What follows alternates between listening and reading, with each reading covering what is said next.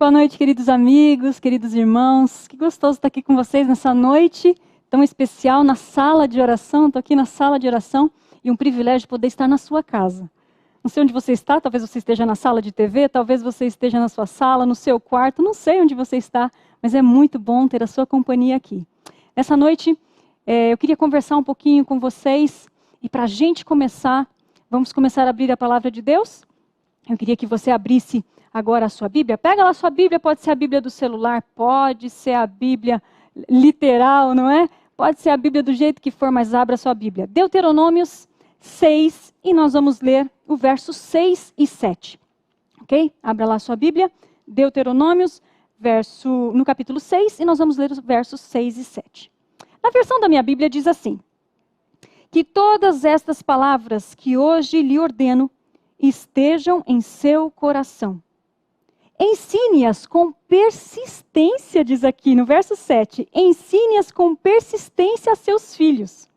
Converse sobre elas quando estiver sentado em casa, quando estiver andando pelo caminho, quando se deitar e quando se levantar. Vocês sabem que tem uma coisa muito interessante, que eu vou pedir licença para vocês, mas eu vou levantar aqui um pouquinho, desculpa ao Gustavo ali que está na filmagem, mas gente, eu queria... Duas coisas nesse texto me encantam. A primeira delas é que no verso 6 diz assim, que estas palavras que hoje lhe ordeno estejam em seu coração. A palavra de Deus para estar no seu coração, você primeiramente precisa, sabe do quê? Ter tempo com Deus. Se você não tiver tempo com Deus, nada funciona. Essa palavra não pode entrar no seu coração. A segunda coisa está no verso 7. Ensine-as com persistência a seus filhos. Converse sobre elas. Quando estiver sentado e quando estiver andando pelo caminho, deitado, levantando, comendo. Aqui é o segundo ponto. Aqui diz para você e para mim que a gente precisa ter tempo em família. Tempo com os filhos. Não existe possibilidade de eu passar qualquer coisa para os meus filhos se eu não estiver tempo com eles. E eu queria contar uma história para vocês nessa noite. Uma história da Carol. A Carol era uma menina adolescente rebelde. A Carol, ela tinha muitos problemas. Ela era ativa sexualmente com o seu namorado. Sabe o que mais? A Carol, ela também era viciada em drogas. Os pais da Carol faziam de tudo por ela. Eles queriam fazer com que Carol entendesse que aquilo que ela estava fazendo estava errado. Então eles davam presentes para elas, pagavam viagens para ela. Eles estudaram, leram livros para ver o que eles poderiam fazer para transformar a vida da filha. E nada acontecia. Até que chegou um ponto que os pais resolveram mandar a Carol para a casa de uma tia. E a Carol foi. Algumas pessoas diziam para os pais assim, olha só, adolescente é assim mesmo, logo isso passa. Mas sabe de uma coisa, queridos? Eu preciso dizer uma coisa para vocês. Esses pais, eles estavam muito angustiados e eles não estavam conformados com essa questão de que logo passa. Então, certo dia, uns amigos indicaram para eles um casal de terapeutas cristãos. Esses pais contaram tudo para esses terapeutas e disseram assim, olha, nossa filha é assim, assim, assim, assim, a gente não aguenta mais, a gente está aflito, a gente está achando que ela está se perdendo. Então os terapeutas marcaram num restaurante para encontrar com Carol. E Carol foi nesse restaurante. Quando esses terapeutas encontraram com Carol, eles realmente ficaram muito admirados. Sabe por quê? Porque Carol era bem diferente daquilo que eles tinham ouvido. Na verdade, a Carol era uma menina tranquila, alegre, toda despojada. Ela era muito comunicativa e muito sincera também, porque ela abriu o jogo com os terapeutas. Sabe o que ela falou? Eles foram perguntando, e ela foi falando, e eles foram perguntando, e ela foi falando o que acontecia, até que, em um certo momento, os terapeutas perguntaram assim, o que acontece? E ela disse assim, sabe o que acontece? Eu vou dizer para vocês o que acontece. O que acontece é que meus pais não têm tempo para mim. Eles me enchem de presentes, eles me mandaram já para um monte de lugar, mas eu vou sempre sozinha. Mas aí os terapeutas perguntaram, mas você não gosta desses presentes, dessas viagens? Ela disse, não, eu não gosto. Eu não gosto, sabe por quê? porque eu sei que meus pais estão querendo me comprar. Meus pais estão querendo me dar isso porque eles querem me comprar. E eu não gosto disso. Então, os terapeutas perguntaram, o que você precisa? O que você quer? E a Carol disse assim, eu quero tempo com eles. Eu não preciso de viagens. Eu posso ficar em casa, mas eu quero ficar com eles. Eu posso sentar no sofá da sala com eles e ficar quietinha, mas eu quero eles pertinho de mim. Eu posso ir caminhar na rua com eles.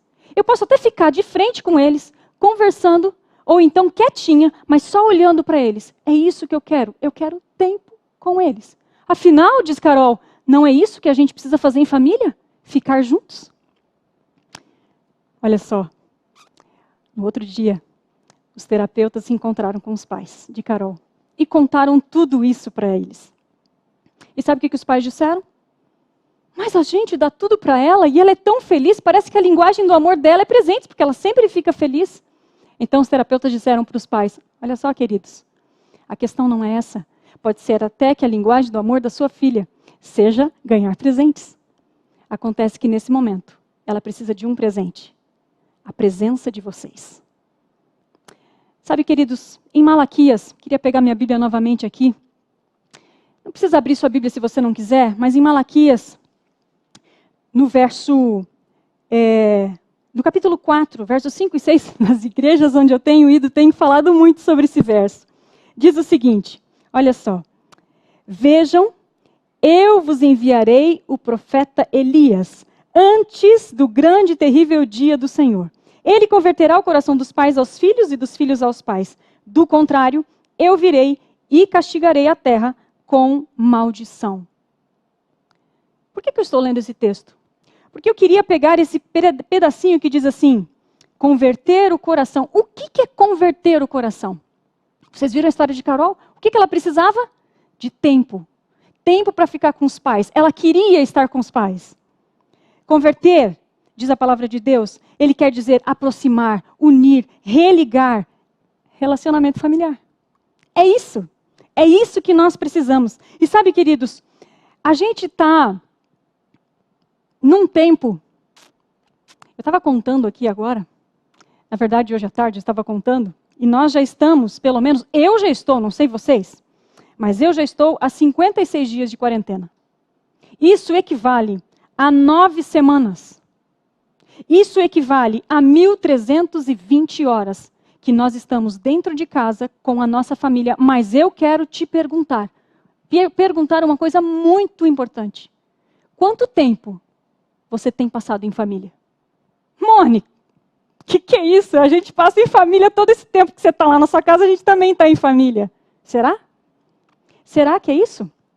Deixa eu mostrar uma coisa para vocês aqui. Vocês já viram que eu tenho aqui vários potes. E esses potes têm bolinhas de gude. E essas bolinhas, cada pote tem um tanto de bolinhas. Mas eu queria mostrar um que está escondidinho aqui. Esse aqui é um potinho que tem 9 bolinhas de gude. Cada bolinha de gude representa uma semana. Ok? Uma semana. Nós já temos 9 de quarentena. E o que você fez durante essas 9 semanas com seus filhos? Mone, eu ajudei eles nas tarefas escolares, eu estou quase maluca aqui, algumas mães podem dizer. Os pais, eles nem me deixam trabalhar porque eles só querem aqui a minha atenção. Mas sabe, queridos, a gente precisa parar um pouquinho para pensar no tempo que a gente passa em família. É muito importante esse tempo, não é um tempo em que estamos só ali, mas é um tempo que a gente dedica para os nossos filhos, para a gente conversar com os nossos filhos, para a gente falar com eles, para a gente brincar com eles, para eles sentirem que realmente esse é o momento em que nós estamos dedicando para eles. E isso é muito importante. Eu queria mostrar para vocês aqui, essa aqui tem 52 bolinhas, equivale a um ano. Um ano em que nós passamos com os nossos filhos. E o que fazemos durante um ano? São 52 semanas. Você já brincou com eles semanalmente? Você tira tempo para eles semanalmente? Gente, 7 anos são 364 semanas. Quando eles completam 10 anos, já foram 520 semanas que você esteve com seu filho, mas será que esteve mesmo? E aí chega aos 18 anos. Aos 18 anos são 936 semanas. E depois eles vão embora. Alguns até vão antes disso. Só 936 semanas que você tem se o seu filho fica até os 18 anos na sua casa. Depois eles vão embora. E o que você passou para os seus filhos? Quais foram as coisas boas que você viveu com eles? Semanalmente você tem um tempo para ficar com eles, um tempo para curtir, um tempo para cuidar deles? Quantas vezes, querido, a gente negligencia a responsabilidade que Deus nos deu? Deus nos deu uma responsabilidade. E se a gente não fizer isso, a gente vai estar ferindo a terra com maldição, conforme diz Malaquias. Ferir a terra pode ser ferir a sua própria família. Às vezes, por causa da má educação, ou porque a gente não liga para os nossos filhos, eles vão ser uma maldição para a comunidade. Talvez eles sejam uma maldição, sabe para quem? Para a igreja. Mas o pior de tudo, não é isso. Quanto tempo você tem realmente passado em família? E talvez você esteja se questionando, Moni, eu tenho que trabalhar muito. Eu não tenho tempo para ficar com a minha família. Mas eu pergunto para você, Deus deu um tempo, e esse tempo é de 24 horas. E Ele pediu para todas as famílias, pai, mãe e filhos, para que pelo menos uma vez por dia, ou 2 vezes seria melhor por dia, você dedicar tempo para fazer o culto com a sua família. A irmã White aconselha que o culto deve ser curtinho, deve ter um cântico, um verso da Bíblia e uma oração curtinha. Isso vai levar no máximo 10 minutos. E você tem feito isso com a sua família. Mas seria um tempo que vocês sentariam juntos e conversariam. Vocês sabem, uma coisa que eu louvo a Deus, foi porque os meus pais fizeram isso com a gente. Meus pais devem estar assistindo lá em Santa Catarina nesse momento. E eu queria agradecer muito a você, pai, e a você, mãe. Porque eu não lembro de um dia sequer em que lá em casa ficamos sem culto. Eu me lembro que de manhã, minha mãe acordava a gente tinha que ir para a mesa do café da manhã, para a mesa da cozinha, porque ali nós faríamos o culto com meu pai. Muitas e muitas vezes a gente fazia o culto com meu pai, ele saía para trabalhar e nós voltávamos para a cama. À noite, me lembro até hoje, que de noite o culto era na sala. Tem muita coisa que ainda tem na minha memória. Momentos que meus pais passaram com a gente, sentando, conversando. Mas muitos momentos já se foram, eu já não lembro mais. Mas esse momento fica nítido na minha mente. Sabe, como se fosse um filme, e ele sempre passa. De vez em quando estamos fazendo o culto lá em casa, me vem à memória esses cultos que nós fazíamos lá na minha casa com os meus pais. Sabem, queridos, é muito importante a gente entender que Deus colocou a gente como pais para sermos agentes de Deus, para ajudá-lo na transmissão de identidade e propósito na vida dos nossos filhos. Olha que responsabilidade. Eu vou ler de novo isso aqui. Deus nos colocou como pais para sermos agentes de Deus e ajudá-lo. Ajudá-lo quem? Deus. Na transmissão de identidade e propósito na vida dos filhos. Sabe, tem um texto da irmã White que ela diz mais ou menos assim, de que se você não quer dedicar tempo e esforço para levar seus filhos a Deus, é melhor que você não seja pai. Isso é muito forte.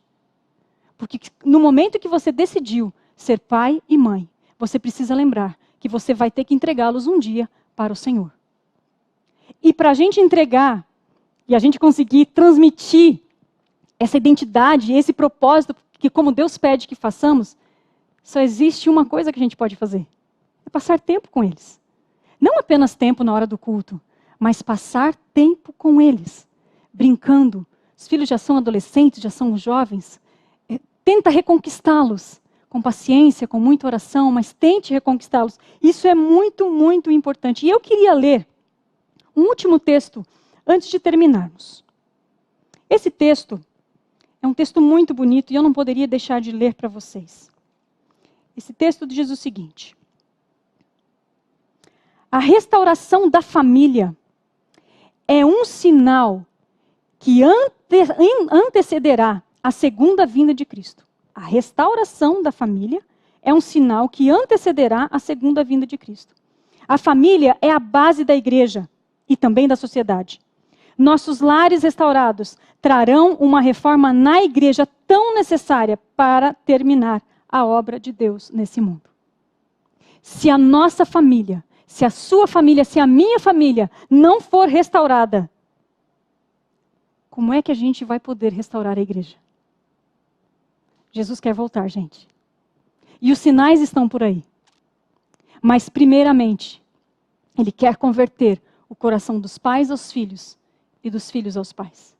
Deus precisa que você, pai, seja o sacerdote da sua casa. O sacerdote não é a sua esposa. É você, pai. Nós não vamos falar sobre isso hoje, fique tranquilo. Mas pare para pensar.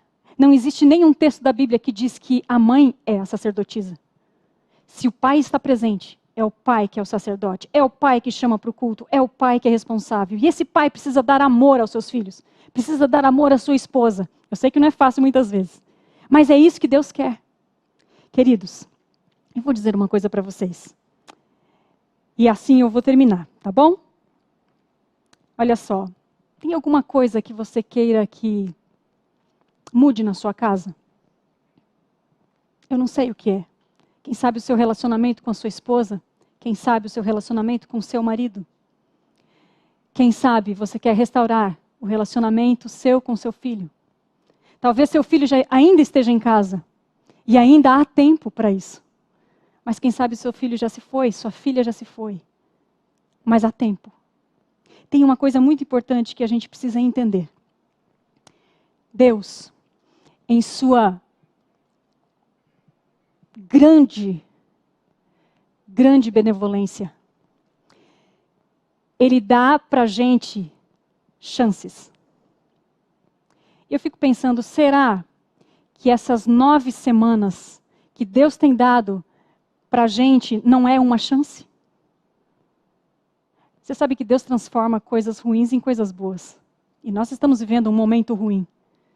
Mas eu penso bem positivo. Eu penso que esse tempo que estamos em casa foi um tempo que Deus deu para a gente restaurar o nosso lar. E se você ainda não conseguiu fazer isso, ainda há chance. E o meu apelo para você nessa noite é que agarre essa chance. Pegue essa chance com as suas 2 mãos. Mas para isso talvez você precise de um fator. E eu vou dizer qual é. É o fator humildade. Humildade talvez para chamar o seu filho, para os seus filhos e dizer assim, olha, até hoje a gente não fez culto aqui em casa.